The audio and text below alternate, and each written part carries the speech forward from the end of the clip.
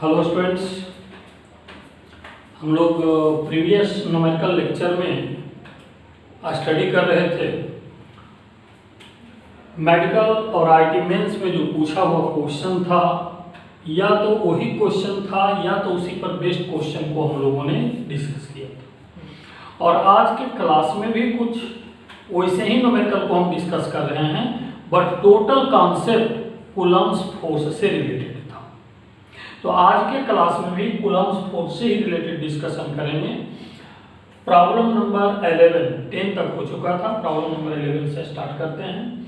इस प्रॉब्लम में क्या गिवन है ये पहले आप देखिए। X axis, y axis, x axis पर पॉइंट बी है, यहाँ पर चार्ज का वैल्यू Q2 दिया हुआ है, यहाँ पर -Q1 चार्ज है और यहाँ पर -Q3 चार्ज है। ये पॉजिटिव चार्ज गिवन है, ये यहाँ से एंगल थीटा बना रहा है। डायग्राम रिप्रेजेंटेशन आप लोग समझ चुके हैं। कितने चार्जेज हैं? 3 charges, -Q3 -Q1 +Q2। Find the x component of the force on -Q1। -Q1 पर जो फोर्स लग रहा है उसका x कंपोनेंट क्या है? टोटल फोर्स नहीं निकालना है, बल्कि total x component of the force का। ये पॉजिटिव चार्ज है तो ये पॉजिटिव पॉजिटिव के बीच क्या होगा? रिपल्सन होगा। और ये अगर रिपल्सन होगा तो रिपल्सन का फोर्स तीसरे नंबर चार्ज के चलते, या जो ए पॉइंट पर चार्ज है उसके चलते हमने Fa लिखा। ये पॉजिटिव चार्ज है, पॉजिटिव चार्ज अट्रैक्शन का फोर्स लगाएगा और ये अट्रैक्शन फोर्स इधर लगेगा Fb। इसको आगे की ओर बढ़ा देते हैं। ये एंगल थीटा है, ये भी एंगल क्या हो जाएगा? थीटा हो जाएगा। अगर ये एंगल थीटा हमने ले लिया तो Fa का 2 कंपोनेंट होगा, Fa का 2 कंपोनेंट होगा, Fa cos थीटा, और इधर की ओर हो जाएगा Fa sin थीटा। आप क्लियर देख रहे हैं कि Fb ऑलरेडी x एक्सिस पर ही है और Fa sin theta x axis पर है। तो टोटल फोर्स जो x एक्सिस पर है वो है Fa sin theta plus Fb है। तो हमारा आंसर क्या होगा? हमारा आंसर होगा Fa sin theta plus Fb। But final answer करने से पहले we have to put the value of Fa and Fb। Fa और Fb का वैल्यू पुट अप करने के लिए आप देखो यहाँ से Fa का वैल्यू क्या होगा? Fa equal to K0 Q3 Q1 y, यहाँ से यहाँ तक का डिस्टेंस a²। और Fb का वैल्यू आप क्या लिखेंगे? K0 Q1 Q2 divided by b²। ये वैल्यू को वहाँ पर आप पुट अप करना है। ये वैल्यू जब आप पुट अप करेंगे तो आंसर का जो फाइनल रिजल्ट है K0 Q1 Q3 y a² sin theta plus Fb K0 Q1 Q2 upon b²। अब यहाँ से आप देखें कि कॉमन फैक्टर क्या आ जाएगा? K0 Q1 कॉमन हो जाएगा, Q3y a² sin theta plus Q2 upon b²। यही हमारा आंसर होगा। ये प्रॉब्लम नंबर 11 हो गया। इसके बाद प्रॉब्लम नंबर 12 हम लोग देखते हैं। प्रॉब्लम नंबर 12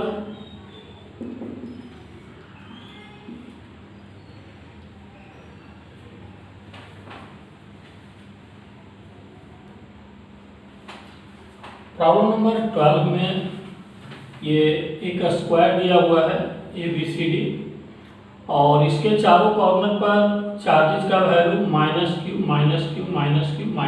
है। सेंटर पर एक चार्ज स्मॉल लेटर q रखा गया है। लिखता है for the system to be in equilibrium.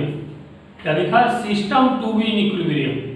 System में केवल ये चार्ज नहीं है, सिस्टम में ये टोटल 5 चार्जेज है। मतलब ये भी इक्विलिब्रियम में, ये भी इक्विलिब्रियम में, ये भी इक्विलिब्रियम में, ये भी इक्विलिब्रियम में, ये भी इक्विलिब्रियम में है। Find value of a small letter q in terms of capital letter q।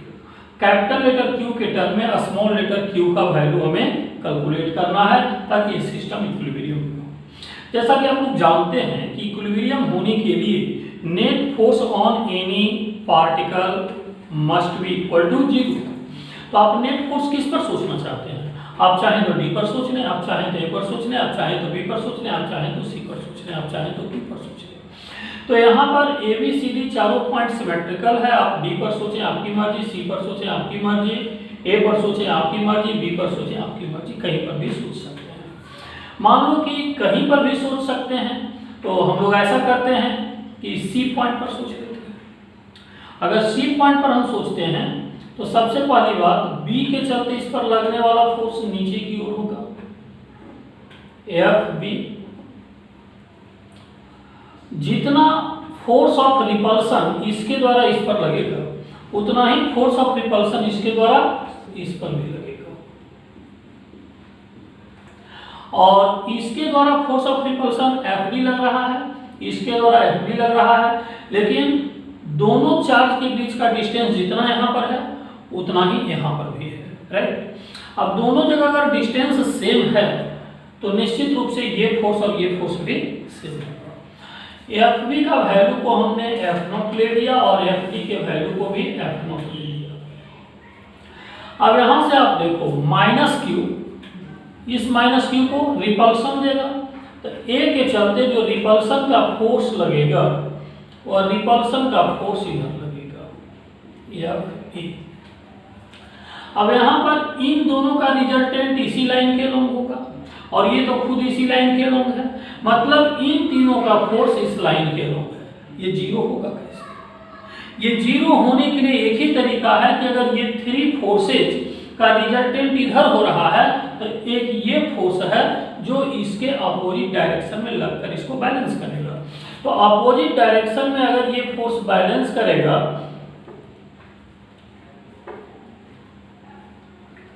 तो इस फोर्स का वैल्यू इधर लगने के लिए इसको पॉजिटिव होना चाहिए या नेगेटिव? पॉजिटिव चार्ज होगा ना, पॉजिटिव चार्ज होगा तभी तो अट्रैक्शन देगा, और अट्रैक्शन के वजह से एफ ओ फोर्स इधर की, और ये एफ ओ फोर्स अकेले इन तीनों के रिजल्टेंट के इक्वल होगा। सॉल्यूशन के लिए अब हमें क्या करना है? F O equal to resultant of the 3 forces. तो यहां से अब हम लोग देखते हैं कि for equilibrium F O equal to total forces का resultant F E plus F B plus F D. यहां पर एफ ए और एफ डी की बात करें तो ये दोनों एक दूसरे से क्या है, 90 डिग्री पर है और दोनों का वैल्यू इक्वल है। तो इन दोनों का जो रिजल्टेंट होगा इक्वल वैल्यू होने की वजह से यह रिजल्टेंट इस लाइन पर आएगा, ये रिजल्टेंट इस लाइन पर आएगा, और इस लाइन पर रिजल्टेंट किसका आ रहा है? F B D equal to √2 F naught. अब देखिए तो ये तीनों का रिजल्टेंट अब क्या लिखेंगे? F A plus F B D, और दोनों का लाइन तो सेम है, एफ बी डी और एफ ए का लाइन। तो जब दोनों का लाइन सेम है तो दोनों सेम डायरेक्शन में फोर्स एडिटिव नेचर का हो जाएगा। तो हम लोग सीधे लिखेंगे F A plus √2 F naught. अब एफ ए की बात करते हैं तो ए के द्वारा जो लगने वाला फोर्स है आप उसको लिखें। तो ए से यहां तक का जो डिस्टेंस होगा ये आपको लिखना होगा। तो ये डिस्टेंस देख लो तो कितना हो जाएगा, के not Q into Q divided by distance. तो एक साइड का अगर लेंथ ए ले लेते हैं तो ये डायगोनल हो गया, तो इसका वैल्यू क्या हो जाएगा, √2 इंटू ए का square plus √2 F not value कौन है, डी और सी के बीच या बी और सी के बीच, दोनों एफ नॉट हमने लिया है। तो ये हो जाएगा के not Q into Q divided by distance A square. देखना लो आप बी से सी का डिस्टेंस या डी से सी का डिस्टेंस वही है। ये आपका हो गया राइट साइड का फोर्स, और लेफ्ट साइड का जो फोर्स है यहाँ पर जो एफ नोट हमने लिखा है, अच्छा यहाँ पर एफ नोट लिखा आप लोग कंफ्यूज नहीं करोगे, ये एफ नोट जो हमने फोर्स लिखा है उसके बदले यहाँ पर जो एफ ओ लिखे हैं ड्यू टू फोर्स सेंटर वाला फोर्स ओ है, तो आप इससे कंफ्यूज ना करें, ये एफ ओ है और ये एफ नोट है। अगर कंफ्यूजन से बचना चाहते हैं हम इसमें थोड़ा सा करेक्शन कर रहे हैं, इसको आप क्लियर करें। एफ डी को जो एफ नोट आपने लिया है इसको सिर्फ आप एफ कर लें, तो यहाँ पर क्या हो जाएगा √2 एफ हो जाएगा, और करेक्शन कहीं नहीं आएगा ना, यहाँ पर भी आ जाएगा √2 एफ। देख लो मतलब जो एफ डी और एफ बी को इक्वल वैल्यू हमने एफ नोट लिया था उसको हमने एफ कर लिया है। अब यहाँ पर √2 एफ आ गया, इसका वैल्यू हमने पुटअप कर लिया और ये एफ ओ है। एफ ओ का मतलब ओ के द्वारा लगने वाला फोर्स, तो ओ से सी के बीच का डिस्टेंस आप देखें क्या है, के not Q into Q divided by √2a/2 का स्क्वायर। अब इसको आप सॉल्व कर लें, इसको सॉल्व करने के बाद जो रिजल्ट आएगा वह आपको आंसर के करीब पहुंचा देगा। क्यू से क्यू कैंसल आउट हो गया। अब ये देखिए तो कितना आ जाएगा, ये 1/√2, तो ये ऊपर जाएगा तो 2q/a²। सही से आप देख लो, √2 से 2 को कैंसिल करेंगे √2, और ये नीचे है तो ऊपर जाएगा, स्क्वायर में है तो 2 हो जाएगा, और ये a² हो गया। राइट साइड आप देखिए ये क्या हो गया, q divided by 2a² plus √2q/a²। a² क्या हो गया, कैंसल आउट हो गया, तो 2q = q/2 प्लस √2q। अब यहाँ से हम लोग देखें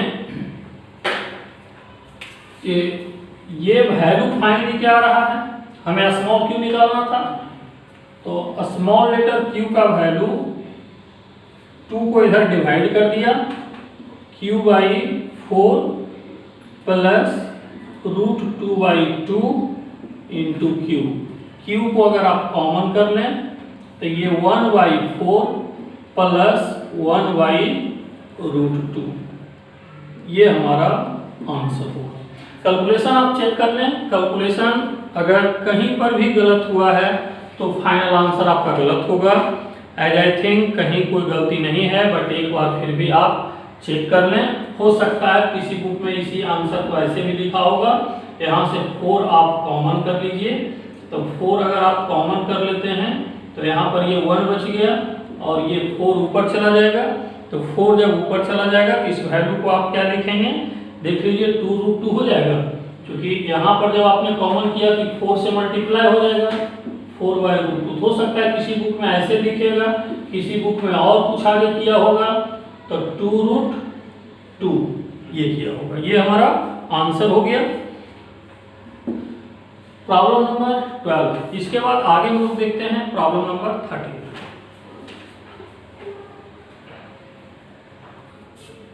12 के बाद न्यूमेरिकल नंबर 13 देखते हैं।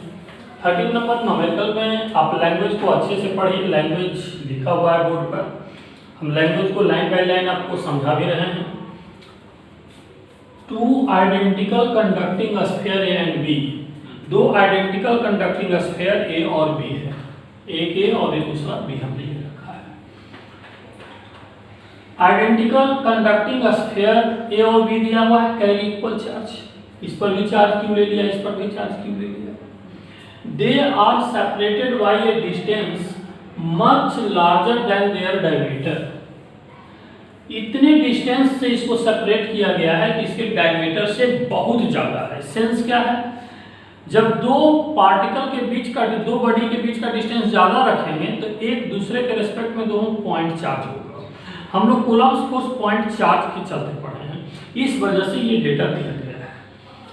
And the force between them is F। और इस समय जो दोनों के बीच लगने वाला फोर्स है K0 Q1 Q2 by R square, ये F हमने लिखा है। देखो डायमीटर बहुत छोटा होने से हमने इसको एक पॉइंट की तरह ट्रीट कर लिया है। अब आगे क्या लिखा है, a third identical conducting sphere C is uncharged. एक तीसरा कंडक्टिंग स्फीयर C है और ये अनचार्ज है, इस पर कोई चार्ज नहीं है। इसको टच करवाया जाता है किससे, जीरो चार्ज। मतलब आप लिख सकते हो कि स्टार्टिंग में चार्ज QC जो है वह जीरो है, और जब टच करवाया जा रहा है किसके साथ, देख लो C is uncharged sphere C is first touch to A। पहले A के साथ टच करवाया जाता है, तो A के साथ जब टच करवाया जाएगा तो इस पर चार्ज जीरो है, टच विथ A, इस पर चार्ज जीरो है और इस पर चार्ज Q है। तो अब चार्ज रिडिस्ट्रीब्यूट होगा और इक्वल इक्वल हो जाएगा, तो QC dash equal to QA dash is equal to Q plus 0/2 Q/2। अब आगे क्या लिखा है, A से इसको टच करवाया है और फिर इसको B से ले जाकर टच करवा दिया है। अब नेक्स्ट कंडीशन क्या है कि C पर जब चार्ज Q/2 आ चुका था, तब इसको फिर टच किससे करवाया है, टच विथ B। और जब B से टच करवाएगा तब क्या होगा, तो B पर चार्ज Q है और इस पर चार्ज Q/2 है। तो अब क्या होगा कि QC डबल डैश, वहां पर सेकेंड स्टेप में था तो C डैश हमने लिखा था, अब QC डबल डैश का वैल्यू होगा Q/2 और B का चार्ज Q और डिवाइडेड बाई 2। तो ये कितना हो जाएगा, 3Q/4। और जितना चार्ज अब C पर होगा उतना ही चार्ज B पर होना चाहिए, तो QC double dash is equal to QB double dash is equal to 3Q/4। और आगे क्या लिखा है अभी पढ़िए, फर्स्ट टच टू A, पहले A से टच करवाया था, देन टू B, B से टच करवाया एंड देन रिमूव्ड, और उसके बाद क्या किया गया, हटा दिया। As a result, the force between A and B would be equal to। अब A और B के बीच फोर्स क्या होगा, तब A और B के बीच का फोर्स पूछा जा रहा है, तो B पर तो चार्ज बदल चुका है और A पर चार्ज की बात करेंगे तो A पर चार्ज भी अब बदल चुका है। A पर चार्ज कितना हो चुका है, Q/2 हो चुका है। तो अब सेपरेशन जो हम लोग मेंटेन करेंगे, ये A हो गया और ये फाइनल B हो गया। अब B पर चार्ज पहले वाला चार्ज नहीं है बल्कि 3Q/4 हो गया है, और A पर charge QC dash QA dash Q/2 हो गया है, और सेपरेशन तो जितना था उतना ही रखा गया है। अब फोर्स का वैल्यू अगर कैलकुलेट करेंगे F डैश, तो K0 Q/2 into 3Q/4 divided by R square. अब देखिए तो कितना हो जाएगा, 3/8 K0 Q² by R square. पहले से ये वैल्यू किसके बराबर दे रखा है, F के बराबर, तो F dash equal to 3/8 F, ये हमारा आंसर हो जाएगा प्रॉब्लम नंबर 3 का। क्वेश्चन नंबर 14 में लैंग्वेज लिखा हुआ है, आप लैंग्वेज को मेरे साथ साथ पढ़ने का प्रयास करें, उसके बाद सॉल्यूशन देखते हैं। Two identical conducting spheres carry different charges attract each other. अगर दोनों अट्रैक्ट कर रहा है मतलब क्या, डिफरेंट चार्ज तो है, एक पॉजिटिव है तो दूसरा नेगेटिव है। मतलब हम लोग ये मानकर चलें कि एक प्लस Q1 चार्ज है और दूसरा माइनस Q2 चार्ज है, और दोनों के बीच का सेपरेशन R है।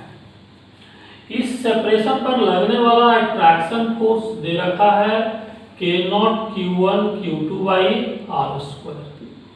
Equation first. यहाँ तक देखिए लैंग्वेज क्लियर हो गया। Carrying different charges attract each other with a force air when placed in air medium at a distance d। हमने जो r लिखा है ये r की जगह पर d दिया हुआ है, अब इसको d लिख लें। d और r दोनों डिस्टेंस के लिए लिखा जाता है। The spheres are brought into contact। दोनों स्फेयर को कांटेक्ट में लाया जाता है। कांटेक्ट में लाने के बाद दोनों पर इक्वल चार्जेज होगा, दोनों का addition divided by 2, then taken to their original position. दोनों को कांटेक्ट में लाता है और फिर से ओरिजिनल पोजीशन पर रख देता है। कांटेक्ट में लाने के बाद अगर ओरिजिनल पोजीशन पर रखता है तो इस पर charge Q1 minus Q2 by 2 हो जाएगा और इस पर भी charge Q1 minus Q2 by 2 हो जाएगा। लेकिन अब दोनों चार्ज या तो पॉजिटिव होगा या तो दोनों चार्ज नेगेटिव होगा।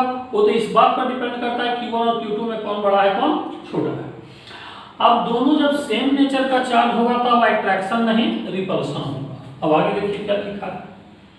Now the two spheres repel each other। अब दोनों स्फीयर एक दूसरे को रिपेल कर रहा है with a force whose magnitude is equal to initial attractive force। मतलब जो इनिशियल अट्रैक्टिव फोर्स का वैल्यू था उतना ही रिपल्सिव फोर्स लग रहा है।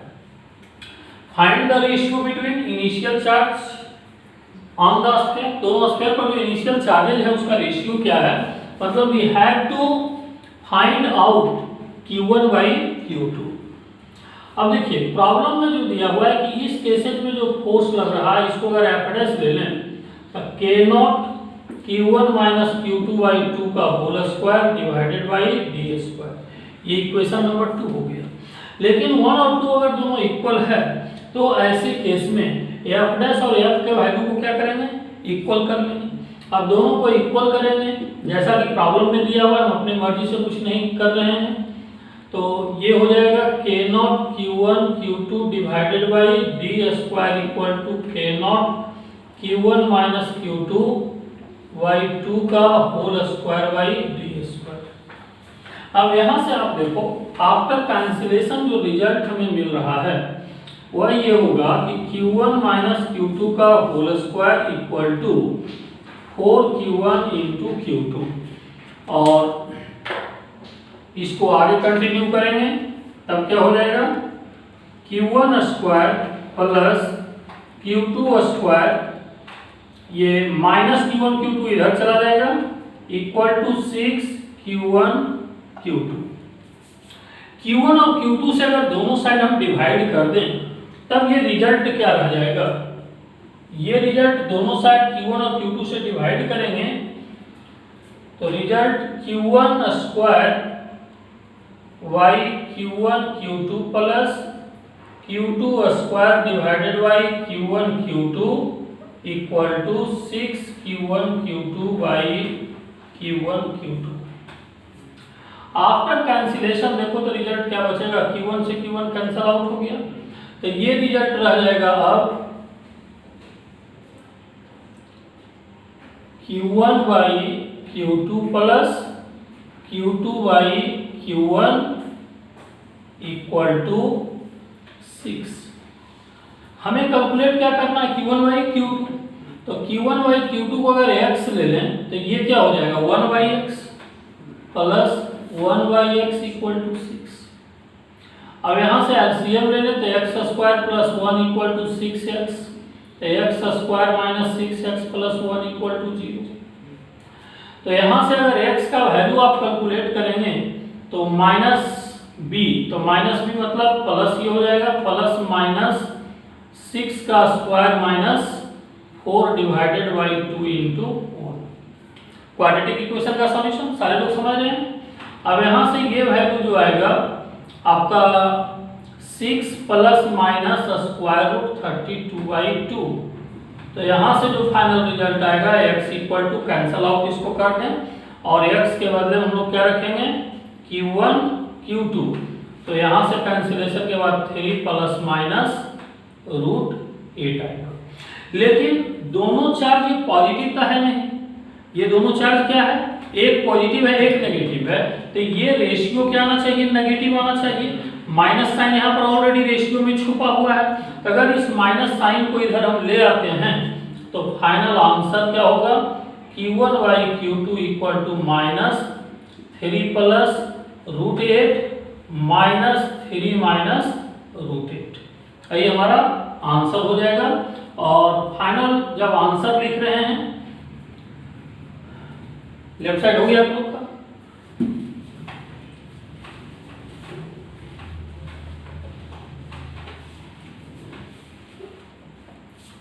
आप देखो फाइनल जो आंसर आ रहा है Q1/Q2 का दो वैल्यू आएगा।